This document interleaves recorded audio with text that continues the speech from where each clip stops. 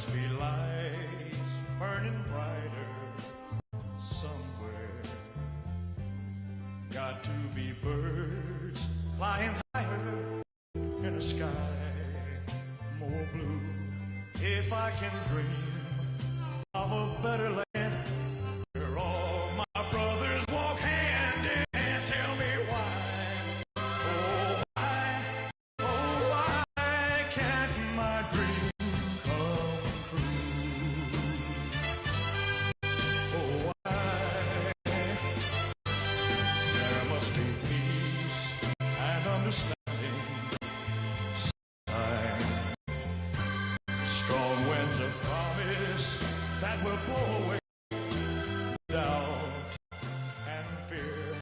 If I can dream of a warmer sun where hope keeps shining on everyone, tell me why, oh why won't that sun appear?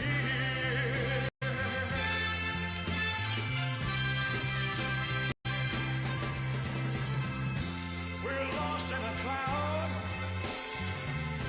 with too much rain. We're trapped in a world that's troubled with pain. But as long as a man has the strength to dream, he can redeem his soul and fly. Deep in my heart, there's a trembling question. Still I am sure that the answer's gonna come somehow. Out there in the dark, there's a beckoning candle, yeah. And while I can think, while I can talk, while I can stand, while I can walk, while I can dream, oh please let my dream come true.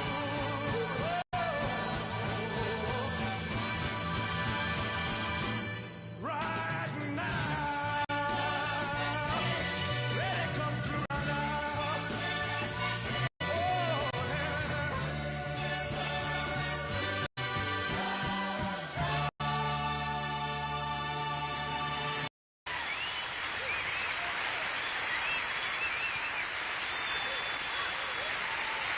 Thank you. Good night.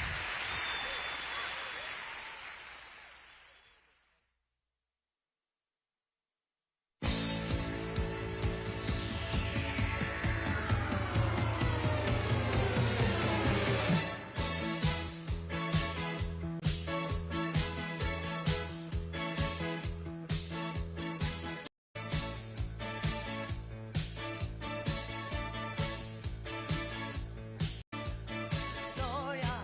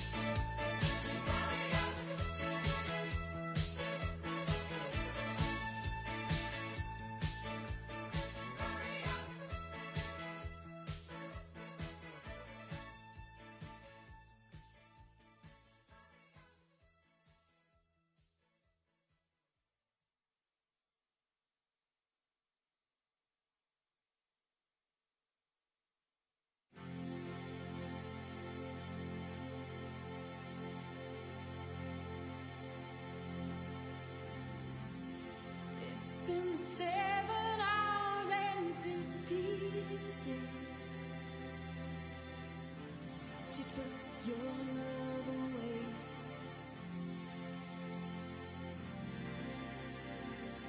I go out every night and sleep all day since you took your love away.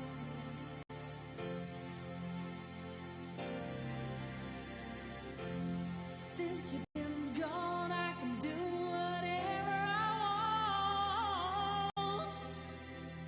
I can see whomever I choose.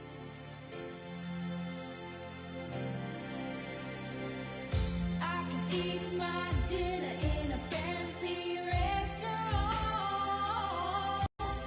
but nothing, I said nothing can take away this blues.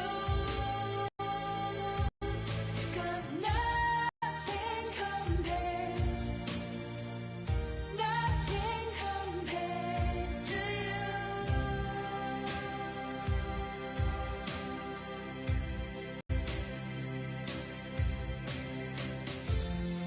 It's been so lonely without you here,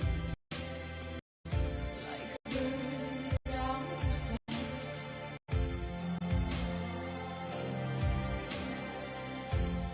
Nothing can stop these lonely tears from falling. Tell me, baby, where did I go wrong?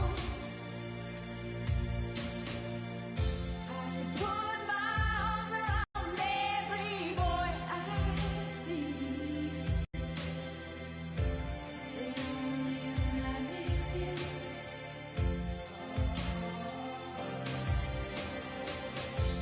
I went to the doctor and guess what he told me? Guess what he told me? He said, girl, you better try to have fun no matter what you do. But he's a fool, 'cause nothing compares to you.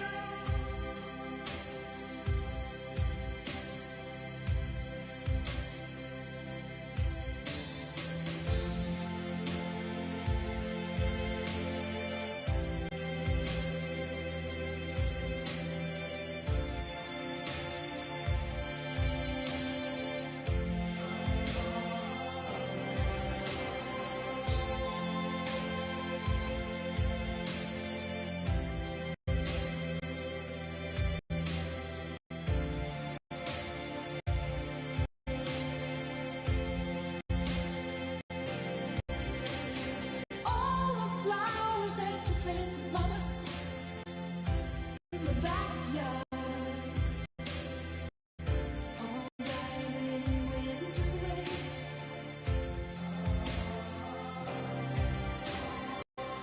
I know that living with your baby was sometimes hard, but I'm willing to give it another try. Nothing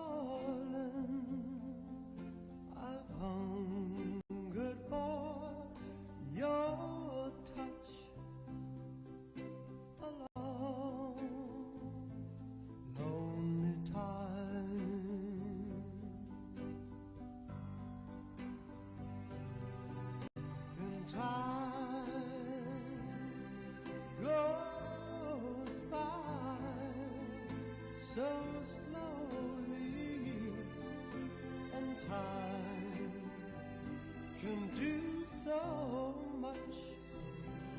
All you still more.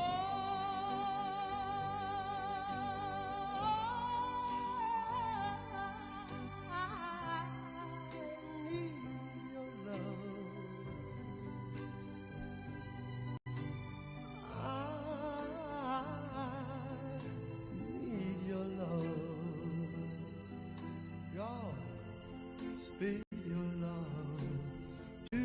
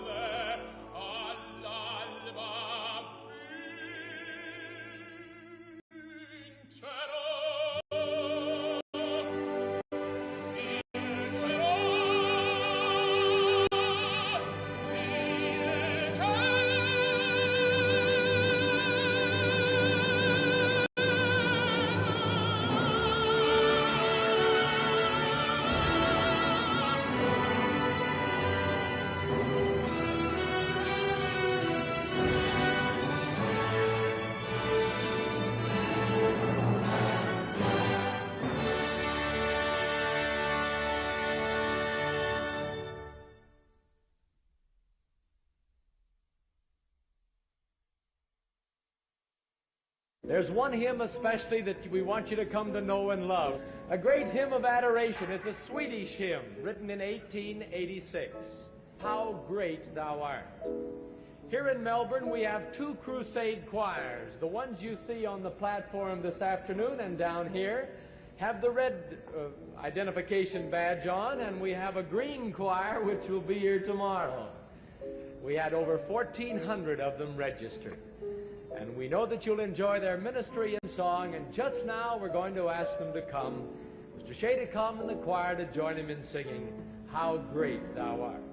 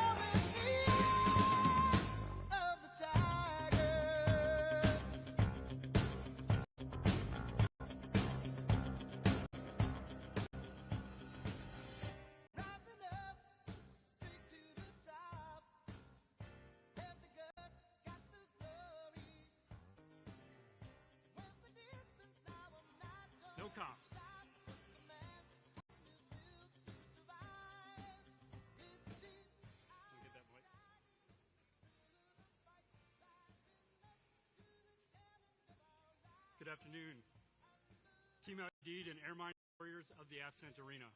I'm Chief Master Sergeant Joshua Wiener, 9th Air Force, Air Force's Central Command Chief. Today, I have the honor of introducing the Secretary of Defense, who will introduce the President.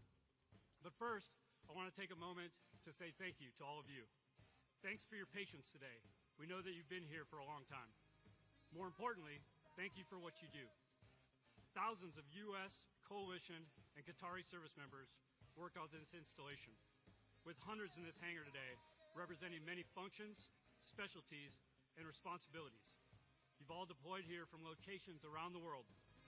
Although we've came from different locations and performed different functions, we are all united with a shared purpose of defending our personnel, our partners, and maintaining stability in the region.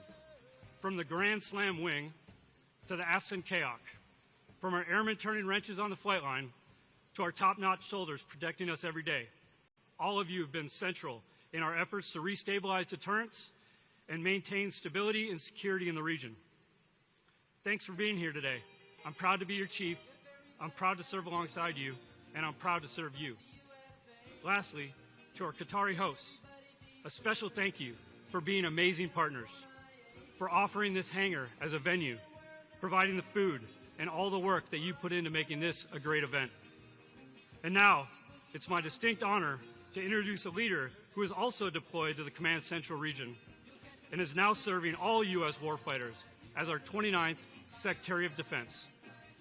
Please stand and give a loud Team Udeid welcome to the Secretary of Defense, Pete Hegseth.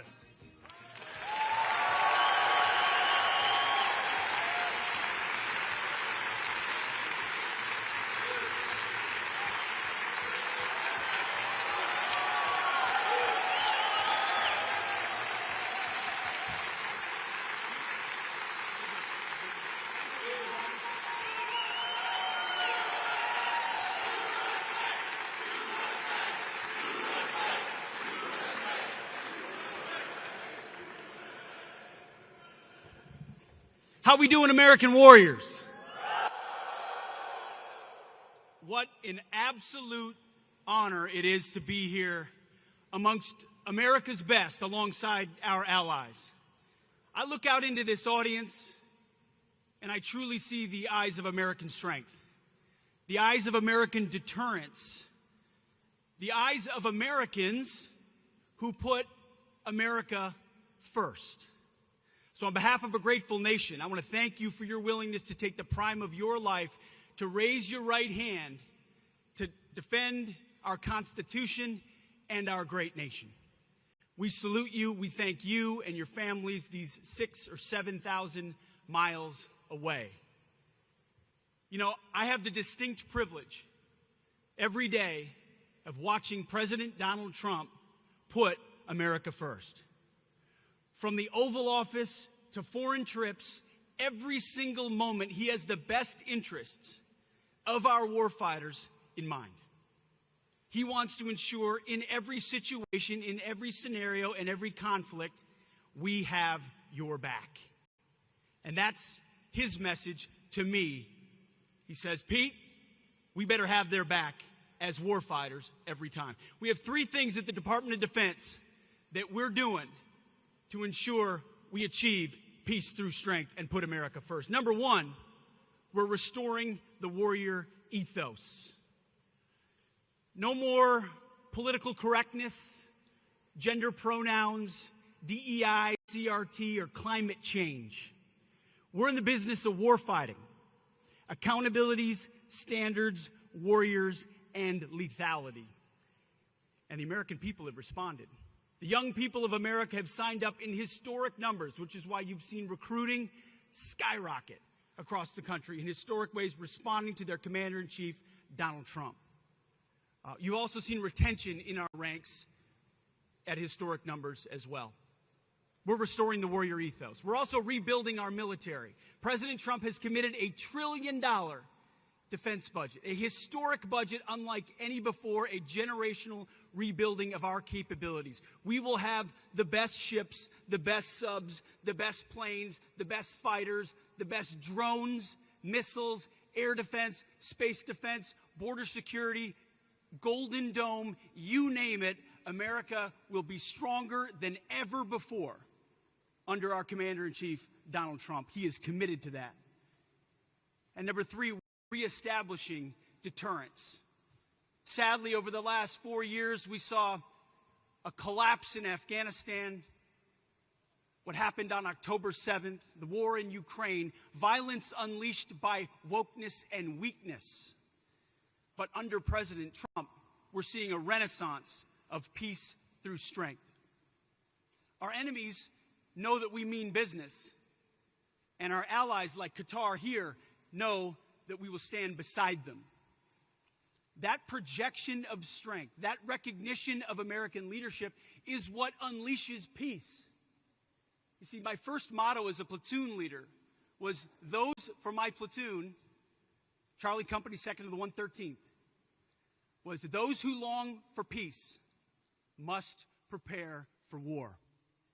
We are war fighters, standing behind this Commander-in-Chief, prepared to deliver peace and security for the American people. And we have the greatest Commander-in-Chief possible in the Oval Office and here with us today. It's always my message to the troops, this man has your back. And that is why it is a distinct honor to introduce to you the 45th and 47th President of the United States, our Commander-in-Chief, Donald J. Trump.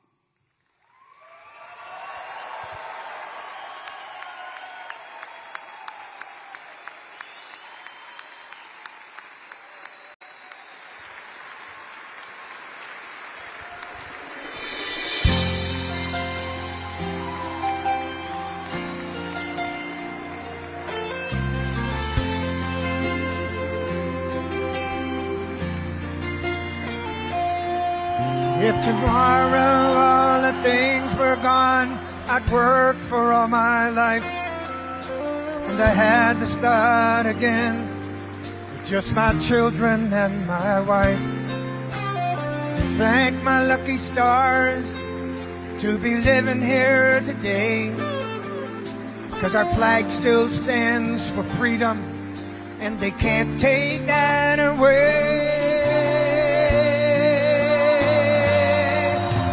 I'm proud to be an American, where at least I know I'm free. And I won't forget the men who died, who gave that right to me. And I gladly stand up next to you and defend her still today. 'Cause there ain't no doubt I love this land. God bless the USA.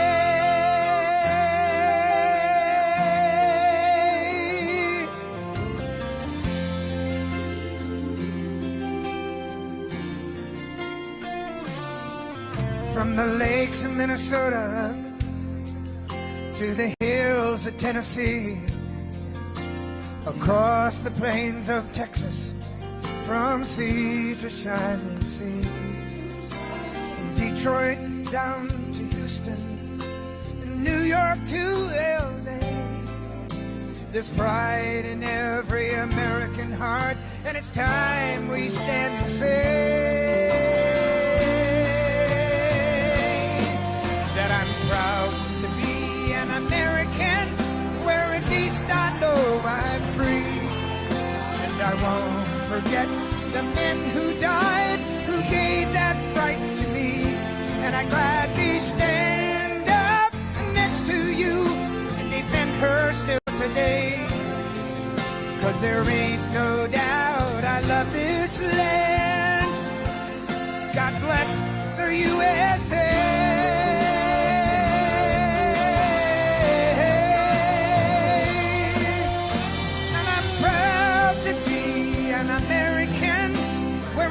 I know I'm free, and I won't forget the men who died, who gave that right to me.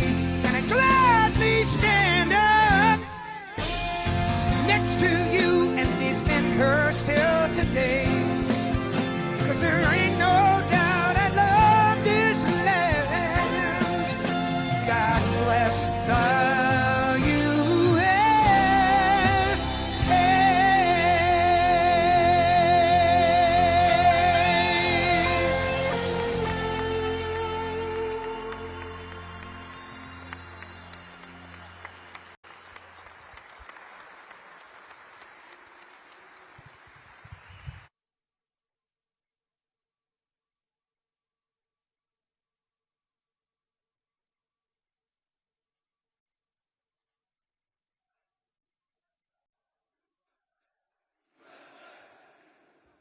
Well, thank you very much, everybody. This is an honor.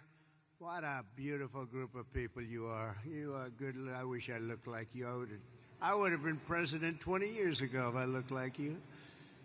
But I want to give a special hello to Udeid Air Base, sometimes referred to as the deed. That's a little sinister term, the deed. Today, we can all relax and be at ease, and we're going to have a little fun. I have nothing else to do, so let's have a little fun, right?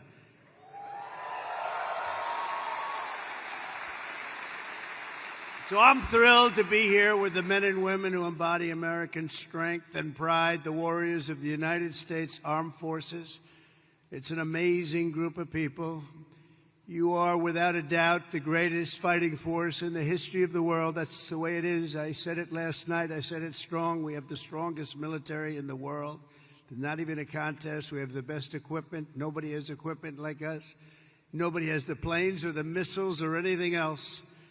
And as your commander-in-chief, I'm here to say that America's military will soon be bigger, better, stronger, and more powerful than ever before.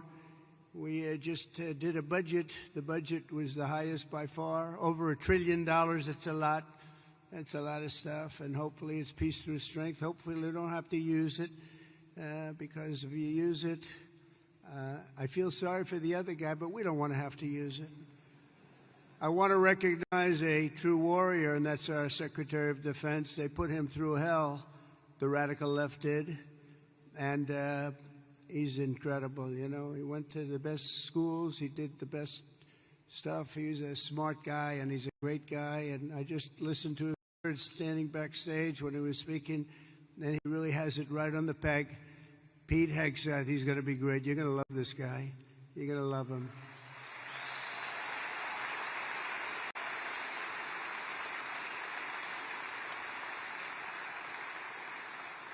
And I also want to influence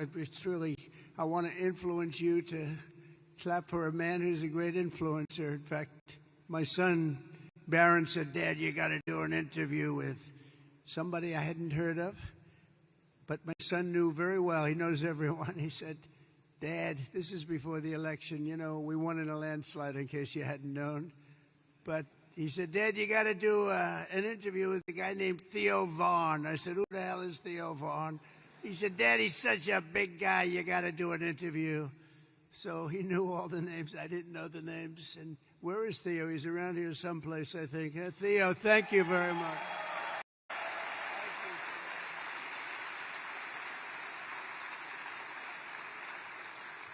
That's Barron. You know Barron. He said, "You got to do with that." We had a good time, right? Had a good time. We had like 270 million people that listened. So you know what? I think Barron was right. Thank you for being here, Theo. Appreciate it. Also, Lee Greenwood, right from the beginning, that song went on. And, you know, that song was a successful song, but we made it the most, number one. We made that song, it's the top of the list of that type of song. That's a pretty big, I don't want to go into the list because you'll get upset with me if I do. Like the national anthem and things. It's like, and it became unbelievable. And I was saying you could get Elvis or anybody else to do a song. There's nothing. That was my intro song right from the beginning, because as you know, we won 3 elections, okay? And some people want us to do a 4th. I don't know. We'll have to think about that. You saw the new hat. The hottest hat is, it says Trump 2028. We're driving the left crazy when you see that. We didn't need that hat, but it's been an amazing period of time. And when Lee Greenwood did that song, it went from the first day. I came out and played it. It was a great song, but we didn't know. And then I did it a second time, a third time. And that was 968 rallies ago. Can you believe that? We did 968 rallies. There's another hat says 968. I said, what the hell does that mean? That's the number of rallies. I said, you have to be kidding. But from the very beginning, and we played Lee's song, and it was the walk-on. And then for the last inauguration, I had all the big singers, they wanted to do a song for me, and they wanted to have me walk on to their song. And my people, oh, that would be nice, that would be nice. And when I heard about it, we were all set. We had a lot of them. And I heard about it. I said, I'm not switching. Are you kidding me? I'm not switching. So we stick with Lee. But there's nobody could have done better than Lee. And he's been so loyal and so great. And it's been really about 9 years of that stuff. And, you know, we had really, honestly, we had 3 unbelievable campaigns. And it's been an honor. And there's nobody been stronger than the military in terms of backing us. Nobody. So I just want to thank you all very much. Great honor. Thank you very much.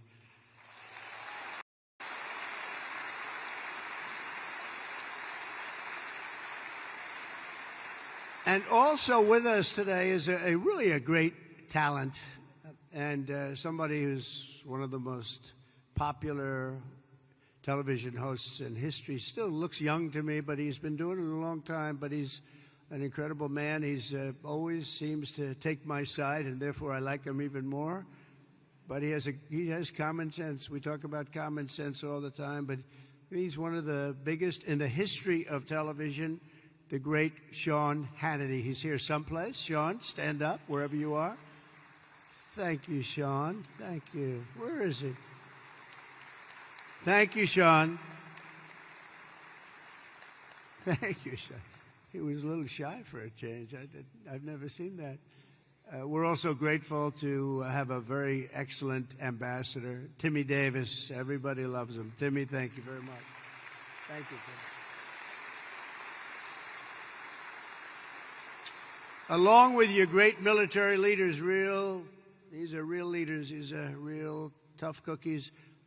Lieutenant General Derek Trapper France, Major General David Shoemaker, Brigadier General Richard Deuce Dickens, Chief Master Sergeants Chris Murphy and Joshua Wiener, and Colonel Brian Ellis. We want to thank you, amazing people. They're real leaders, and this is one of the great bases anywhere in the world, and we're lucky to have them. Thank you very much, fellas.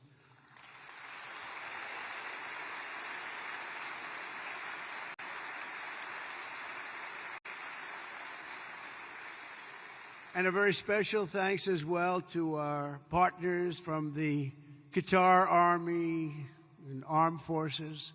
Let's give them a really special hand. They are so great. They are so great.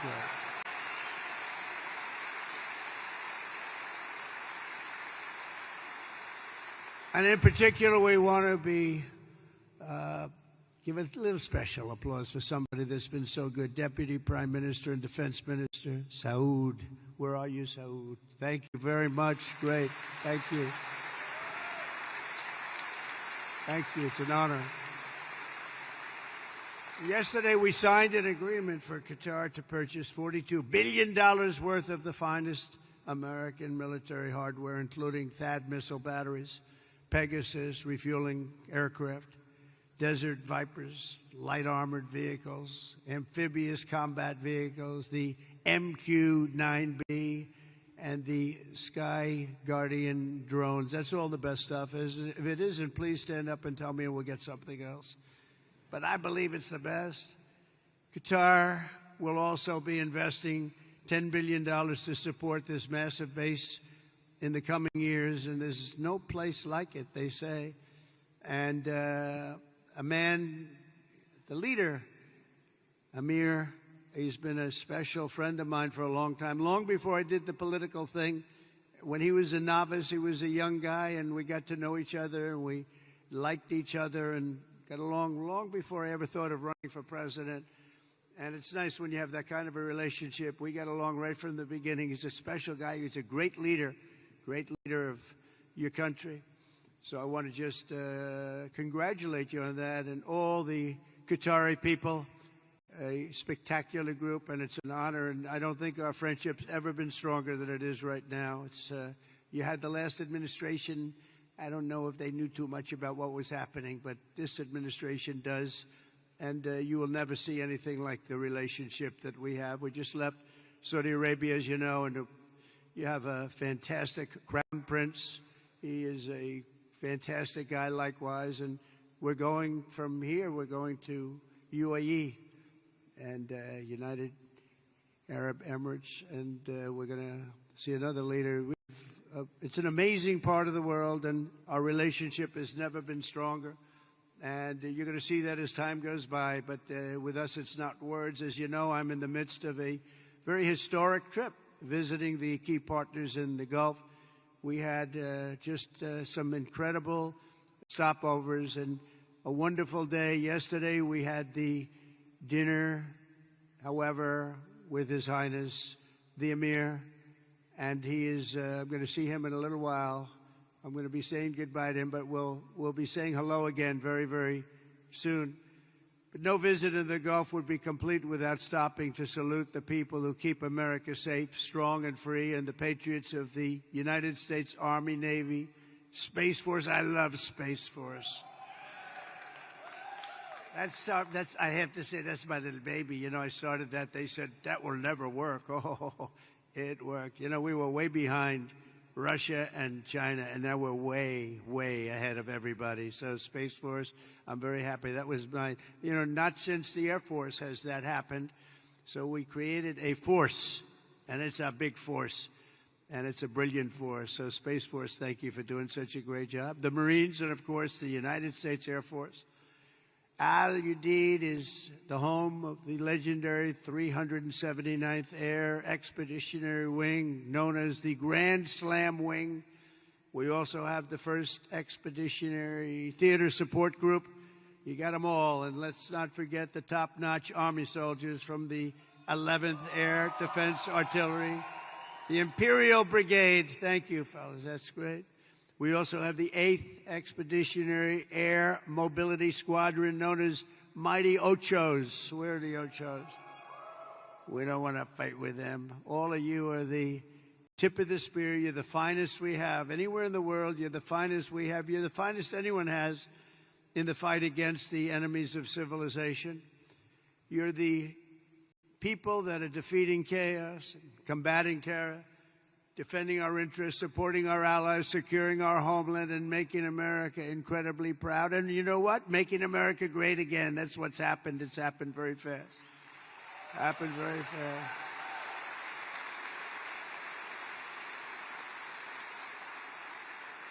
As president, my priority is to end conflicts, not start them, but I will never hesitate to wield American power if it's necessary to defend the United States of America or our partners. And this is one of our great partners right here. When we're threatened, America's military will answer our enemies without even thinking about it. We have overwhelming strength and devastating force. And we had people that didn't like to talk about that, you know. They didn't want to talk about the level of quality that we have. They didn't want to talk about anything. We're going to have a big parade this year, you know, in Washington, D.C., a real parade. And I'll tell you just a little story. A week ago, May 8th, I'd call up a certain country, and they said, oh, we're celebrating the victory of World War II today, sir. Oh, really? I'd speak to one of the presidents or prime ministers or whatever. And they were so busy. Oh, yes, we're celebrating the victory of World War II. Then I speak to another one that they were celebrating. And the fact is, Russia was celebrating. France was celebrating. Everybody was celebrating but us.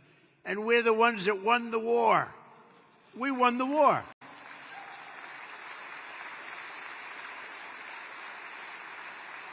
And they helped. But without us, they don't win the war. We're all speaking German. You know that, right? Without us, they're speaking German, maybe a little Japanese, too. We won the war, and we're the only ones that didn't celebrate. So what I did is I got my crack staff over there, and we did it every time. We have May 8th, and we also have the date in November, that sacred date in November for World War I, because we won that war, too. But think of it, I'm calling. Now, we love France, right? But I think we did a little more to win the war than France did. Do we agree? You know, I don't want to be a wise guy. But when Hitler made his speech at the Eiffel Tower, I would say that wasn't exactly ideal.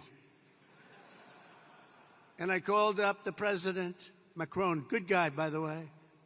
Donald, we are celebrating our victory over the Germans. Oh, that's wonderful. No, we don't take credit for what we do. And I said, what the hell? Every country I've spoken to in the last week is celebrating the war but us. Isn't that terrible? So we're going to be doing holidays. But I said it has to be a working holiday because, you can only do so many of them. We have a lot of holidays. I'm not so sure we should have them, and you don't have to go to work. Our country has to go to work. So we're going to have a working holiday for each one of those 2 dates. And we're going to be celebrating, too, because we should celebrate more than anybody else. And others did help a lot, but nobody helped like us. We wouldn't have won. I mean, the fact is, not winnable without us. And now we're stronger than ever before. I rebuilt the military in my first term. We had a great first term every way. We had the greatest economy ever, stock market up 88%, the biggest rise ever, all of that stuff. But the second term is going to be even better. We have over $10 trillion going to be invested in our country. And this little tour didn't hurt, I will tell you, between the 3 great places. I recently announced that I'll approve an unprecedented $1 trillion, as I told you. It's going to end up going higher investment in the U.S. Armed Forces, and that's a record as part of that effort. I signed an order to build the Golden Dome missile defense shield to protect our country from missile attack. Is everybody okay with that?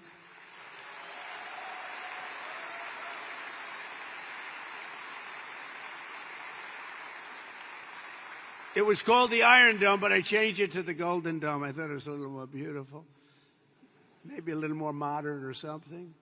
But we're going to have it, and it's amazing, actually, what they do. It's going to cost many billions of dollars, all made in the USA. I want it all made in the USA. The days of making our parts all over the world because we have wonderful partners. No, it's America first now, America first. We're going to make it all in the USA. And we're going to, by the way, it's America first, but we're going to take care of other countries. We're going to have plenty left over because we're doing things now. 6 months ago, our country was laughed at. Now our country is respected again at a level that it hasn't seen in a long, long time. And we're going to keep it that way. And our Air Force will soon have the world's first and only 6th-generation fighter jet, the F-47. Why did they name it 47? Does anybody know? I don't know. That was a nice thing. But it's quite the plane. They say there's never been anything done. But we're also looking at an increased version of the F-35. I think we're going to call it the F-55, which will be a double-engine plane. I like 2 engines on a plane. I'm sorry if I say that. But does that make sense to anybody? Does anybody agree? General, do you agree with that? I like it. Thank you. So many of you, sir, this engine is infallible. No engine's infallible. I like 2 engines on a plane. Should have been made with 2 engines. If I were here, you would have had 2 engines, and you would have had a lot of other victories, by the way. But we're going to do, when you think of it, Russia, Ukraine would have never started. October 7th, Israel would have never happened. Because Iran, as you know, was broke. They were unable to fund Hamas or anything else. It wouldn't have happened. We wouldn't have had the disaster of Afghanistan, the leaving. We were getting out, but we're getting out with dignity and strength. We're going to keep Bagram Air Base. We weren't going to give that up because it's 1 hour away from China. 1 hour. You know who occupies it now? China.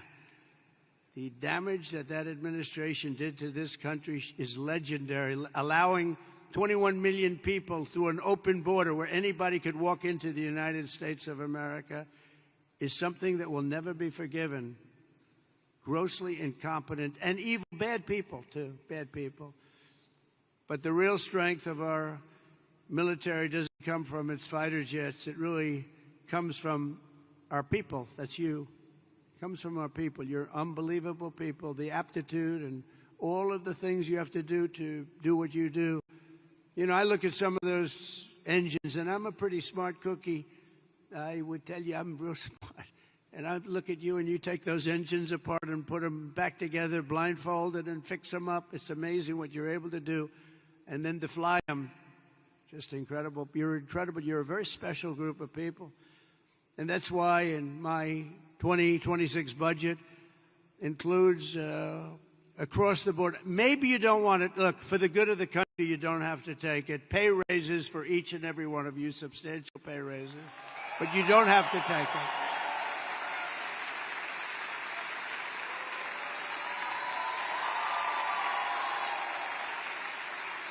You don't have to take it. You can go to your commanding officer and say, sir, I'd rather not take that pay. I love my country, sir.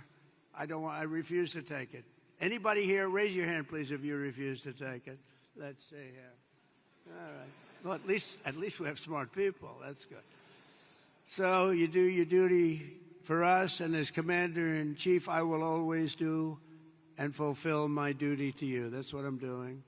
Under the Trump administration, we're liberating everything in our armed forces from really radical social experiments carried out under the previous administration and beyond that, and actually beyond that, and restoring the strong and fierce spirit of the American warrior and the American fighter. On day one, I signed an executive order stopping our service members from being forced to endure endless training sessions on political correctness. We don't care if you're politically correct.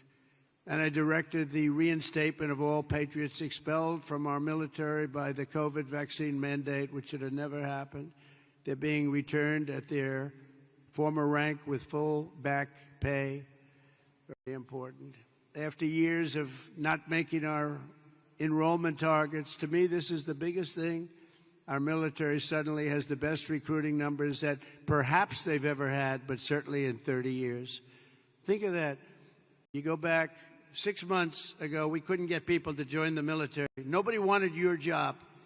Now everybody wants your job. So we went from having the worst numbers we've ever had in terms of recruitment. That included police officers also, firefighters, but police officers. But in the military, think of that. You couldn't get people to join the military, and now we're brimming over. We have the highest numbers we probably, minimum 30 years, but probably have ever had, because there's such an incredible spirit now in our country. We have a whole new spirit, and it began on a date, November 5th. That was Election Day. Under the Trump administration, America is back, and America's military is back, bigger, better, and stronger than ever before. Since my inauguration, service members stationed throughout this region have terminated 83 major terrorists operating across Iraq, Syria, and Somalia, including the #2, just recently, global leader of ISIS. And I knocked out ISIS, as you know, in my term. They said it was going to take 4 years. I said, why 4 years? That's a long time. And then I met a General Raisin Kane. He's now the head of the Joint Chiefs of Staff, right? And he was great. He said, we can do it in 3 weeks, sir. I said, well, I was told 4 years, General, by your television generals in Washington, D.C. And he didn't want to be disrespectful to them. He said, sir, I'm telling you, if you want, we can do it in 3 weeks. And that's what he did. He knocked out 100% of the ISIS caliphate in 3 weeks.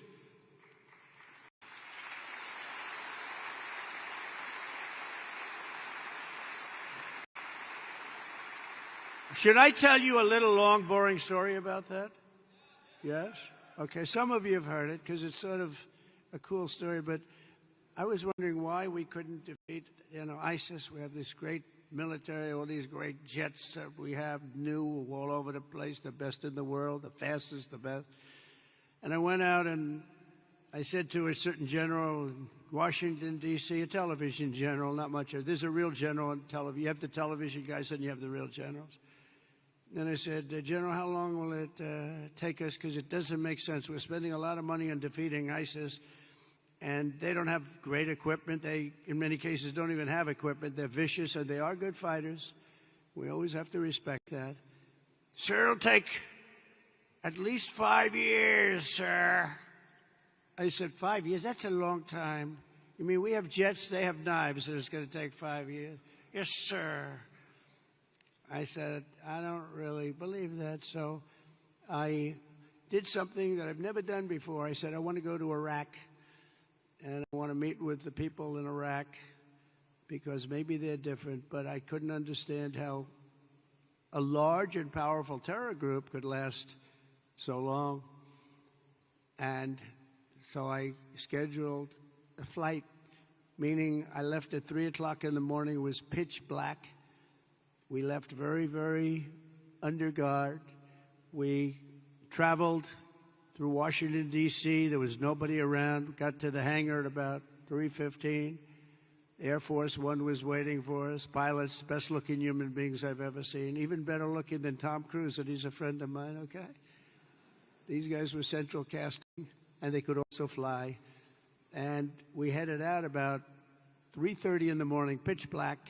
We headed for Iraq, and nobody knew I was going, nobody. And we're flying, and we're starting to get close. And they come to see me, and they say, "Sir, we have a problem." "What?" "We're flying over enemy territory very soon, sir. Could we please turn off your lights?" I said, "My lights? We're flying in Air Force One. We just spent trillions of dollars on fighting, and you can't fly in with lights on?"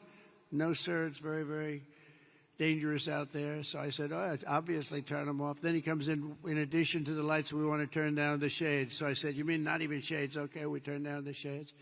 Then I said, "I want to go upstairs." This is 747, 2 levels, beautiful plane. Just ordered new ones, by the way, beautiful, beautiful new ones.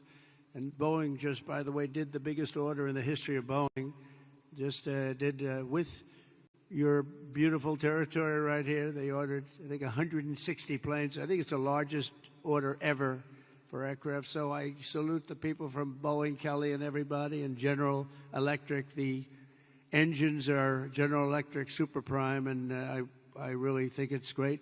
Congratulations. But I go up to see the pilots because I love sitting with the pilots. I like supposedly the best pilot, by the way, but it seems to be. I have no complaints. We land. It's like always landing like glass. I've had pilots where when you land,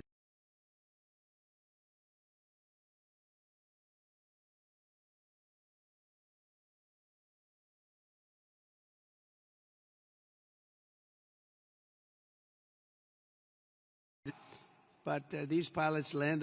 I mean, and the 747's a hard one to land. But so I go up, I see the pilots. I say, "Hi, Captain." The guy's a handsome guy. We've got a blonde flat top. I'd like to have a flat top like that. I don't know if the hair's good enough for that. I don't think so. I don't think I'm going to try it either. But perfect person. And I look at the right. He's perfect. Everybody was perfect. I like perfect human beings. I said, "How we doing, Captain?" "We're doing fine, sir. We'll be there in half hour, sir." I said, "They want the lights turned off, Captain." And they do, "Yes, sir, they're doing the right thing." "Oh, that's great, Captain. It's great." So now we're 15 more minutes, and all of a sudden, and most of you know this sound because that's what you do, but you have the computer voice, a beautiful voice where it says 1,900. They're talking about feet. So when you're in the big planes and sophisticated planes, the voice comes on, and I'm sitting back there watching them fly it beautifully, and I'm still not 100% happy with the statement that he agrees that the lights should be turned off. I would have preferred that he said, "No, there's no problem." But that's not what he said. So we're going through, and it goes 1,900, 800, 700. Talking about feet. Now, 700 is getting pretty close to the ground. I don't see a thing. There's no lights. There's no runway. And I've done this a lot. And I always see the runway in the distance. I have fairly good eyes. I'd say for my age, extremely good eyes. And I don't see a runway. 600, 500. Captain, are we okay? "Yes, sir. We'll be landing in just a few minutes, sir." 400. "Captain, are we okay? I don't see a runway up there, Captain." "Oh, we're fine, sir. No problem, sir." 300, 200. I'm saying, "Captain, you sure we're okay here?" And he said, "We're fine, sir." And then, boom, just lands that thing so beautifully. And I see they had no light. They had no nothing. I don't know how the hell they do it, okay? All I know is we landed and for him it was routine. And I'm trying to pretend I'm cool as a cucumber. You know, I'm your president. I'm supposed to be cool as a cucumber. And I'm like, you know, I'm like, I'm not happy.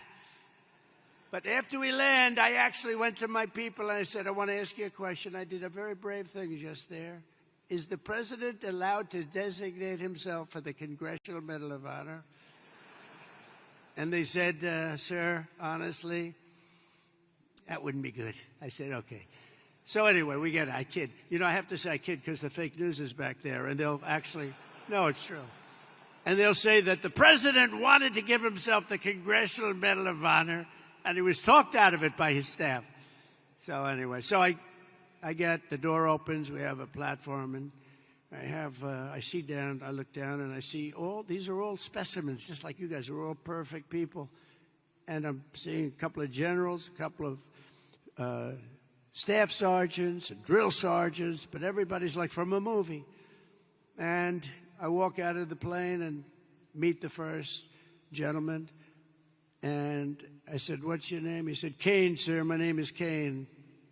And I said, hello, Kane. What's your first name? Well, they call me Raisin. I said, wait a minute. Raisin. You mean like Raisin Kane? Yes, sir. That's what they call me. General, I love you. You're the guy I'm looking for, General. You're the guy I'm looking for. So is Raisin Kane. It's Daniel Kane, but Raisin Kane, that's what they call him. Then I met another general. I met a colonel. I met a sergeant. They said, sir, would you like to rest? I said, what do you mean rest? I've been resting on the plane. I don't want to rest. What do I have to rest for? He was thinking about Biden to come, okay? Biden would have rested the entire trip. He wouldn't, first of all, he wouldn't have made the trip. But if he landed, he would have been rested for about 5 days before he had the first meeting. I said, no, let's go have the meeting because I want to find out what's going on over here. We're spending a lot of money, and people are being killed.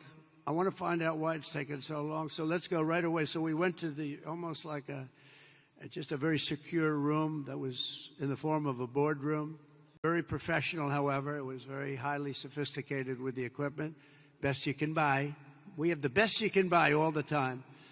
But I went into the room and I said, General, so they tell me in Washington it would take 4 to 5 years to defeat ISIS. And I want to know from you, is that true? Or is that, no, sir. But it's not my place to say, sir, because they are the ones that call the shots. I said, well, if you disagreed, it's not the military way, sir. You have to listen to them. That's a chain of command. I said, oh, that's great. I'm not sure I like that system. But how long do you think it would take you if I gave you total authority to go in and knock the hell out of them? So it would take approximately 3 weeks. I say it again, General. I was told 5 years. Sir, it'll take 3 weeks and you'll have time left over. I said, you got to be kidding me. Where the hell have you been? And then I sort of was really in disbelief because I said, you know, I've been hearing for so long and we've been fighting it. How long will we fight him? 18 years or something? And here's a guy telling me 3 weeks. So I said, General, how do you do it in 3 weeks? He says, well, sir, I don't like saying this because I do have people in Washington, but I'm going to say it. We have portable stations. We have portable runways. We have runways all over the place. We have other bases. And we're being forced to fight them from a very far away, distant base, which is right here. And by the time we get there, we have to come back because there's no fuel and we're way too far away, sir. And they're over here, and he shows me a map, and we're over here, and we're all the way here, sir. I said, why didn't they use the other bases? Well, they didn't want to disturb the country where those bases were located. I said, we give those countries billions of dollars. We can disturb them a little bit. They wouldn't know what we're doing anyway. Are they going to know where the planes are going? Not really, sir. I said, so what would you do different? He said, well, sir, I'd start from here, and he went through a whole thing. And I'd hit him from the left. I'd hit him from the right. I'd hit him from underneath. I'd hit him from the top. I'd hit him from every angle, sir. I'd hit him so hard and so fast they wouldn't know what the hell is happening. I said, and you think you can do that in 3 weeks? Yes, sir, we're going to have time left over. And I said, let me think about it, General. I went back to Washington, and I spoke to a couple of people, and they said, I don't think so, sir. I think you're talking about years of fighting. And then I called the general and I said, so General, you still think you can do it in 3 weeks? A lot of people think you can't even come close to that. Sir, we'll have time left over. I said, go to it, General, go to it. Thank you, sir. And he hit the hell out of him. He hit the hell out of him. And he calls me up, sir, we have a lot of these people, and if you want, I can finish it off right now, sir. I said, well, I don't know, that's a lot. It's a lot of people. Well, these people are not good people, sir. These are not good people. You'll feel better about it. Well, they're not good people, but they're people, aren't they? And he goes, I said, you know what? Why don't you buzz them for a little while, and maybe after a day or two of buzzing them, they'll surrender. They don't know about surrendering, sir. Well, maybe they'll raise the white flag. They don't have a white flag, sir. I said, well, give it a shot anyway. He said, all we're going to do is take a couple of bullet holes in our wings. You guys know about that, right? And I said, well, let's give it a shot. And he calls up and says, let me do the job, sir. I said, all right, do the job. And we defeated 100% of the ISIS caliphate in just a very short little period of time, totally different from what I was told in Washington, D.C. by a bunch of frickin' losers, okay? Losers. And that's the beginning. And I took that general and made him the head of the Joint Chiefs of Staff, as I told you. And he's going to be great, and he's highly respected by everybody, just a different kind of respect, too. It's a real respect. But we can do our job better than anybody in the world, but you have to have the leadership of the top at the top, and we're doing that. We're finding, we let a lot of 4 stars go, a lot of 4. We had more 4 stars. We had, I think, 425 4 stars in World War II, which, by the way, we won. In World War II, we had 187 generals, and we had like 425 generals now, without really a war. And so we made a lot of changes, and we have the best. We have the best. We worked hard to figure the best, the real ones. We want the real generals, not the fake generals, and not the political generals, too.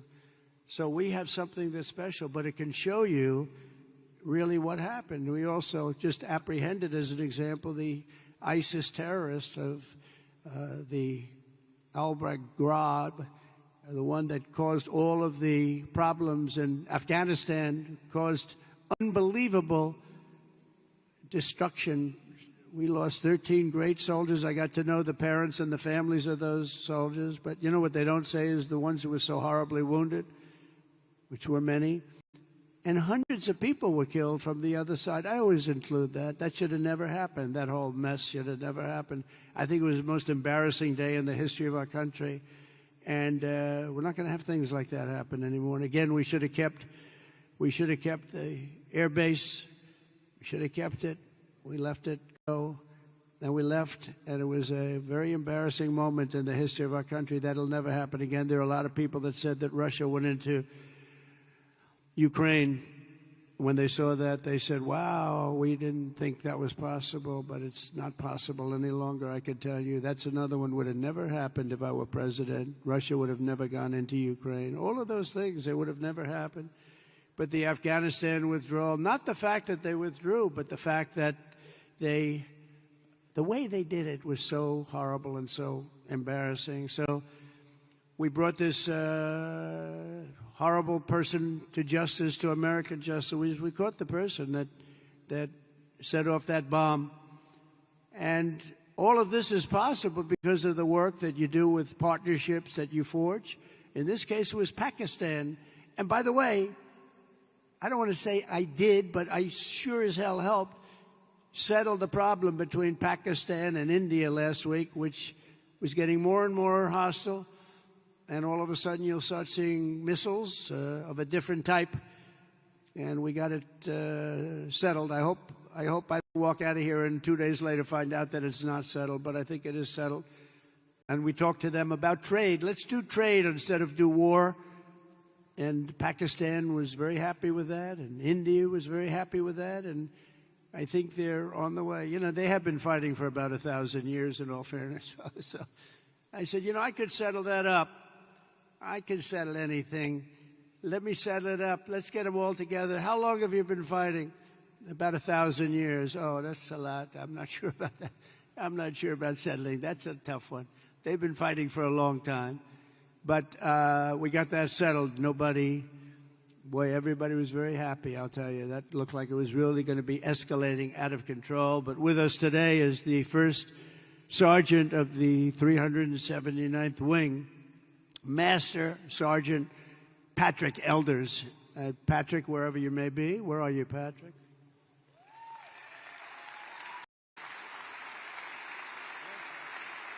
Handsome guy. Wow. I'm looking at him from here, and it says after having served 22 years, he's a lot. How long have you been in, Patrick? Wow, that's amazing. It looks like he's like 25 years old. I'm saying 22 years. They said, we must have this mixed up. We don't have it mixed up. I guess when you love what you do, you stay young, right? And he loves what he does, no doubt about it. But having served over 22 years in the Air Force, he's one of his, right now, this is his 6th deployment. But this time it's a little different because his stepson, Airman First Class Ashton Inman, is on his own first ever deployment nearby in Kuwait, right now in Kuwait, which is really incredible. Master Sergeant Elders is proud that 2 generations of his family are now serving the same mission in the same theater, protecting the same great American flag. So say hello to him. Thank you very much. Very nice. A lot of stories like that. A lot of stories like that, and I want to thank Airman First Class Inman also very much. That's a great story. That's a great story, and we have many of them. I guarantee in this room right now there are many such stories. There are several married couples serving side by side in uniform at this base, including Staff Sergeants Tyler and Paige Duck. Where is Tyler and Paige?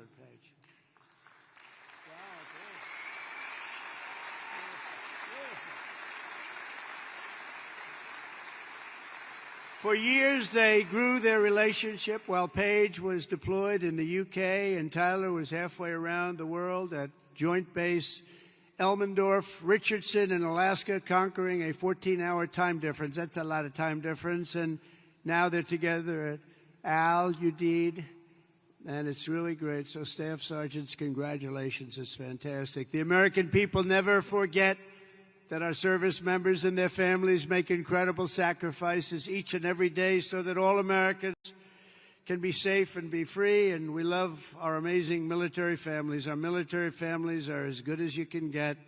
The men and women here today are part of a noble tradition of service that has been passed down from one generation of Americans to the next, and your spirit and courage and sacrifice has always been there when we needed you the most. You're always there when we need you the most. With us today is Master Sergeant Michael Schlow, who happens to be from a small town in a place called Butler, Pennsylvania. Has anybody heard of Butler, Pennsylvania? Yeah. Michael's a member of the Air Force Reserve as well as Butler County Corrections Officer. And last July 13th, he attended the rally where an assassin tried to take my life. He gave it a shot. Not good. That was someday.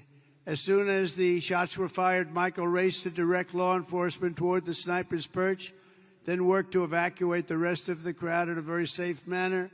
But Master Sergeant Schlow would be the first to tell you who the real hero was that day. He personally knew and really liked veteran firefighter, also a veteran of the military, great veteran of the military, who laid down his life for his country, really laid down his life for his country. His whole life was about his country. Corey Comparator, and he's become somewhat of a legend, I will tell you. He took a hard shot. He took a hard shot guarding his family. Master Sergeant Schlow, your commitment represents the very best in America. Thank you for your incredible service that day and forever, because that day was a horrible day, but you acted with incredible bravery. We've got reports about what you did. It was really amazing, and I personally appreciated it. That was a It was a rough day. We don't want to have days like that. But Corey was an incredible guy, lost his life, guarding his wife and children. Every American warrior here today inherits the legacy of exceptional patriots who have defended our freedom for nearly 250 years. You carry on the glorious tradition of the heroes of Lexington and Concord, Gettysburg and Belleau Wood, Normandy and Midway. You embody the spirit of the soldiers who hoisted the flag over Fort McHenry and the Marines who planted the stars and stripes on the summit to Iwo Jima. That was a rough attack. You carry forward the mission of generations of Americans before you who marched through halls of gunfire, trekked over rugged mountains, stormed across scorching deserts, sailed through hostile waters, conquered unknown dangers, and poured out their blood and guts on battlefields all over the world. The military is incredible.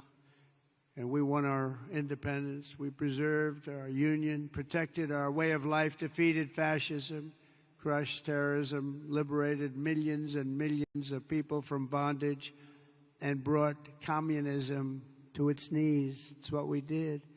And now we're going to defend America from all enemies, overcome all obstacles and dangers, and as one nation, we're going to build a future of peace and prosperity for generations to come. Together we will stand strong, we will stand proud, we will live free, and we will fight, fight, fight, and win, win, win.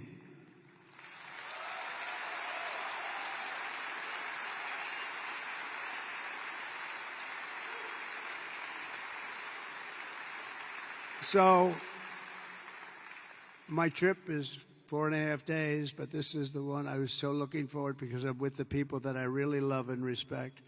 We love and respect you. This is what you're doing, the service you do for your country. You keep us safe. There is no more important profession. And I was so proud to see those reports coming in just a few days ago saying that the enrollment is at the highest level ever, especially when I had to suffer running against a group of people that were very inappropriate, where they allowed that reputation of what you stood for and what you stand for to deteriorate to a point where we weren't able to recruit. So just remember this, you have a job now that everybody wants. Everybody wants to be doing what you're doing. It's a special job, and I'm so proud. When I saw those numbers come across the board that we set the record for enrollment in the military, and we took that from the exact opposite just 6 months before. I was very, very proud of that. We have a great country. We have a proud country. We have a country that's respected all over the world. And as I said before, a year ago we were laughed at, but nobody's laughing at our country anymore. We're the most respected country anywhere in the world. And thank you very much, and enjoy your lives, and God bless America. Thank you very much. Thank you.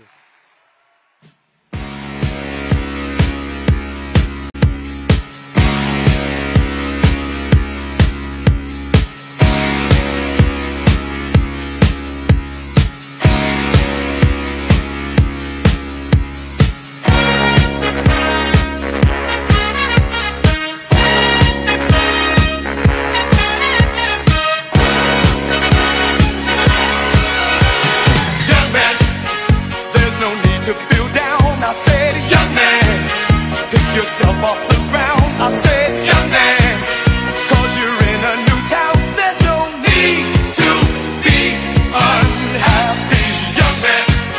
There's a place you can go. I said, young man, when you're short on your dough, you can